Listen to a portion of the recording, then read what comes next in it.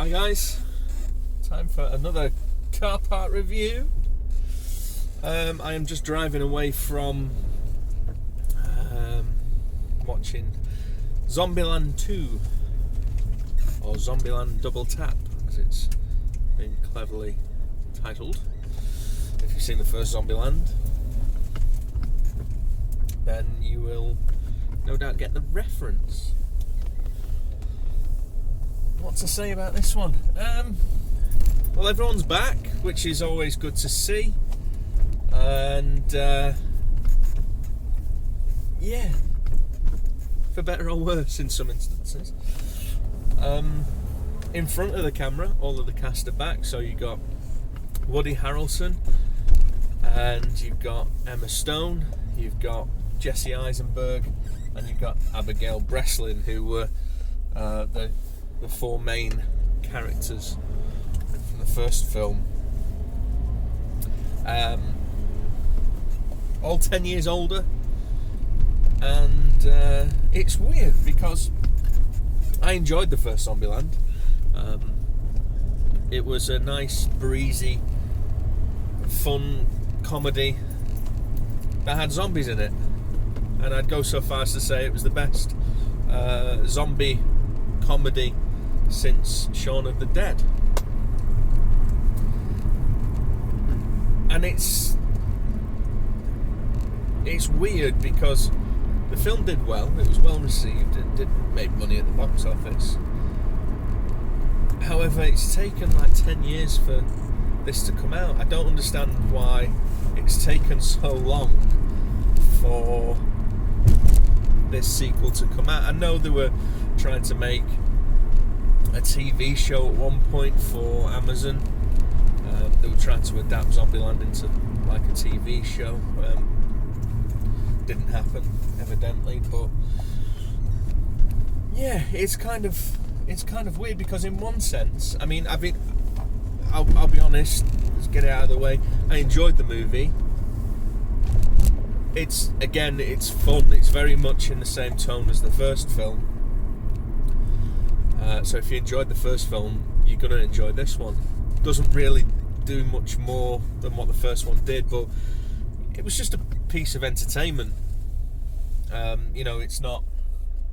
And you got to remember back into like 2009, we didn't have the kind of influx of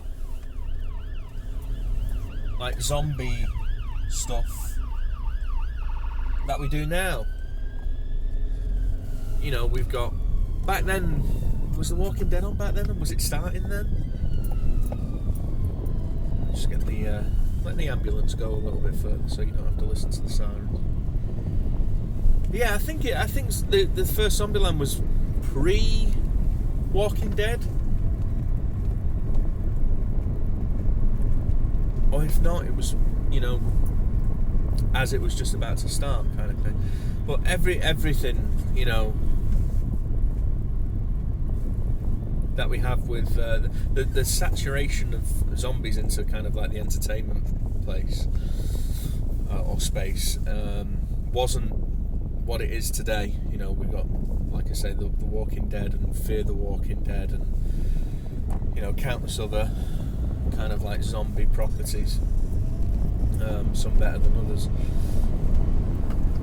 and Zombieland kind of predated, or at least in my mind it kind of like predates all of that kind of stuff. But this sequel, it does feel like it's missed its time, which is a real shame because, like I say, I enjoyed the film. It's not a great film, but it's dumb in all of the right ways. And it was good to see the characters back because the main thing that the first Zombieland actually did was get the characters right, or at least get characters that you kind of liked. That's what made the first film. Yeah, the humour in it was good, and it had a breezy kind of pace to it, which kind of kept the film moving at a decent clip. But yeah, so Zombieland Double Tap, we they basically address it as soon as the film opens. You know, we've got the opening narration from Jesse Eisenberg, like we did in the first film, and there's a bit of fourth wall breaking. He's literally talking directly to you, which, you know, kind of took me out of the film a couple of times, but in a good way, kind of thing. You know, just reminded you that it was a movie and yada yada yada.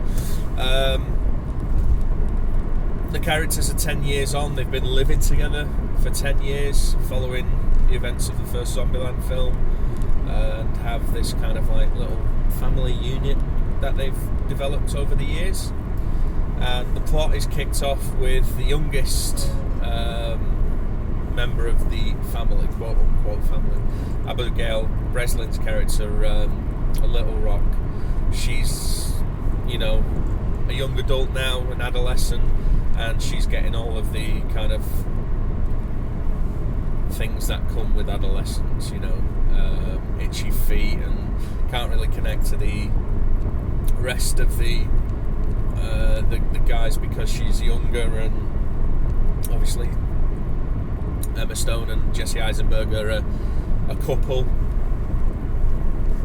and Tallahassee's like her kind of a father figure at this point now, and she just wants someone her own age to connect to, and feels that she's not really getting that out of this, you know, this family unit that they have. So she absconds. She meets this hippie character and absconds off with him, you know, in the hopes of some kind of romantic encounter or adventure. And the rest of the crew resolve to go and get her and make sure she's safe, because what's happened in the last 10 years is that as explained in the opening of the film, the zombies, or the types of zombies, have evolved over the last 10 years. So it introduces you to a number of different types of zombies, and one in particular is much stronger than what's, you know, come before, more deadly and dangerous. So they obviously want to make sure that Little Rock is safe, considering she's just gone off with some kind of like hippie dude. Yeah, so that's what kicks the plot into gear. And you know, the film is, like I said before, it feels a little bit disjointed. It feels like a collection of kind of skits and scenarios that they kind of came up with in the writer's room, and the thread between getting from one to the next is sometimes a little bit threadbare and a bit uneven, but the interaction between, you know, the actors and the characters, that's what kind of keeps the film moving along, and that's what keeps you kind of like engaged. One thing that did kind of strike me about Double Tap is, for a film about zombies and a film about characters that kind of revel in killing zombies in unique and entertaining ways, at times there was very kind of like little action. I was surprised at how few and far between the action scenes were. So there's, you know, if you have, like I say before, if you've seen the first Zombieland film, you know, this one kind of treads familiar water with the opening. You know, you get a little bit of Metallica opening the film, reintroducing you to the characters, with, you know, the characters killing zombies in, you know, fresh and kind of like fun ways. With one shot which was very kind of like bullet timey, but reminded me of the shot of Age of Ultron, where all of the Ultrons are coming towards the end of the film, the climax. You've got all of your heroes there, and the camera kind of like goes around and does that, you know, that 360 degree thing spinning round. So there's a shot in the opening of that kind of like, made me chuckle to myself. Lots of jokes and lots of in references referring to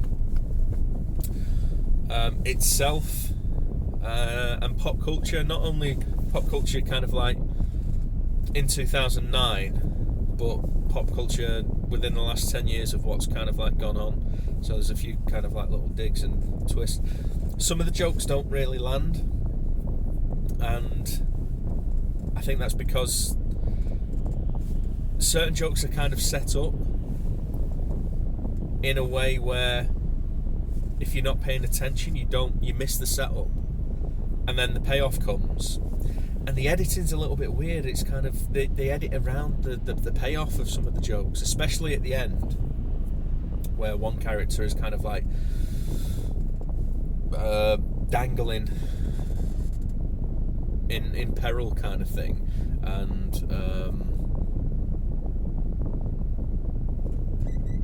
the way that resolves itself, the danger that the characters are in, kind of misses the mark and doesn't carry any emotional weight that it could have if it was done a little bit more subtly and deftly. I think I think I don't know if I'm just being a little bit too harsh, because it is just a dumb film, but I think some of the story beats and the character beats that they wanted to get into the film to give a little bit more emotion has been cut out in favour of just getting, the entertainment factor in there. I think this film probably wanted to say a little bit more about dynamics of like family and, the meaning of family relationships and all of that kind of stuff. I think it may have been there in the script, but it kind of, I think the focus might have shifted at some point to not be overly serious or emotional, because all of the elements are kind of there, but they just don't hit, they don't land, which might make sense when you go and watch the film, which is fine. I mean, if that's, if they just wanted to make an entertaining film, then fair enough, but I feel like there was a little bit more that they wanted to get in there, the more subtle kind of like feels that they just missed the mark on, which is a bit of a shame, because it could have taken it up to the next level. But yeah, we have a couple of new characters introduced in this. You've probably seen them if you've seen the trailers. You've got this like blonde-haired Valley Girl bimbo type character who is the new love interest for Jesse Eisenberg's character Columbus, and you've got Rosario Dawson. She crops up in the film, and she's just great to see in any film. I thought she was really good in this. She fits into the world really kind of like nicely, and if there is a Zombieland 3, hopefully not in 10 years time, or another 10 years time, but if there's a Zombieland 3, I'd like to see Rosario Dawson in there as one of the kind of elevated to main cast status, if you will. Yeah. So, is there anything else to say about it? Yeah. It's a fun ride. If you like the first Zombieland, you're going to get something out of this. Woody Harrelson's literally just having a ball. I think he was given, from the look of it, he was given free rein just to do whatever the fuck he wants, and a lot of the stuff that he's doing is funny. I'm guessing there was a fair bit of improv going on the set with this one, because some things don't quite land, but again, that's down to the editing that I found. They don't kind of like, they tend to cut on a line, you know, they tend to cut on the punchline of a joke, or they cut on a line of something that's intended to be funny, and they don't give it the room to kind of breathe, and, you know, they don't give you time to have the reaction or to let whatever's said sink in, because, like I say, sometimes a line is all it is, all that's given in order to set something up later in the film. So it was a little bit frustrating from that point of view, but a lot of the jokes do land, and they land, you know, really well.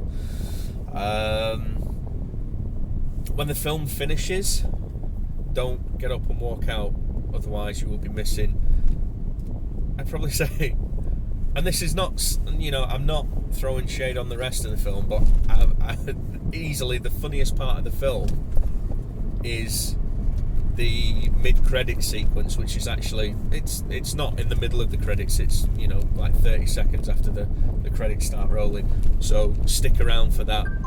It was a treat, and yeah, it was really good to actually see, and, you know, nice little kind of nod back to the first Zombieland film.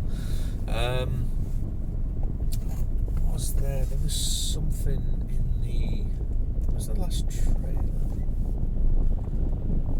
My mind's a bit of a jumble, because when I was driving over to the cinema, I started recording a review for El Camino, which I watched when it came out on Netflix. I thought I'll just do a quick car park review for El Camino on the drive over to the cinema, and then do this on the way back.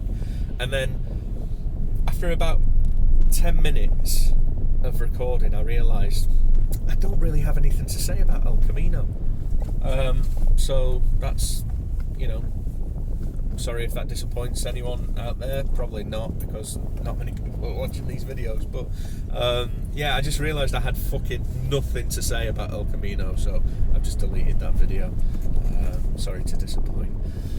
That's not to say that I didn't enjoy El Camino. It's alright. I thought it could have been terrible, considering it's, you know, a spin-off movie from a TV show. They don't tend to work very well. Notable exception is one of my favourites, Serenity, for Firefly, but that's something for another day. I'm just rambling now because I'm trying to remember. There was a trailer that I wanted to talk about. So what was the trailers? We had the Terminator Dark Fate trailer, which that'll probably be the next car park movie review, maybe, because I'm going watching that on Wednesday. So that was on there. I need to see how much of a train wreck that is.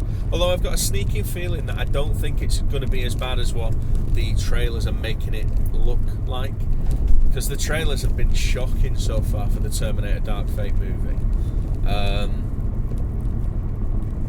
Whoever's behind the marketing on that film, they are screwing the pooch. They are fucking up big time, because I don't think the film is going to turn out to be as bad as what those trailers make it look like, because the trailers are dog shit. All of the promotional stuff for Terminator up until this point has been absolute fucking dog shit. So I've got a sneaking feeling that it may be bad, but I don't think it's as bad as what it looks like. So we'll find out on Wednesday. So there was that. There was Doctor Sleep, which I'm kind of interested in. What was that other trailer? There was that one about the app and death. That's got Tom Segura in it. Randomly.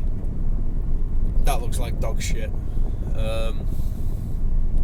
What the fuck was it? It was the last trailer. Oh well. I did make a mental note as well to talk about that, but it slipped my mind. Hopefully I'll see it again when I go and watch something else over the weekend. So yeah. Okay, so Zombieland double tap. I would say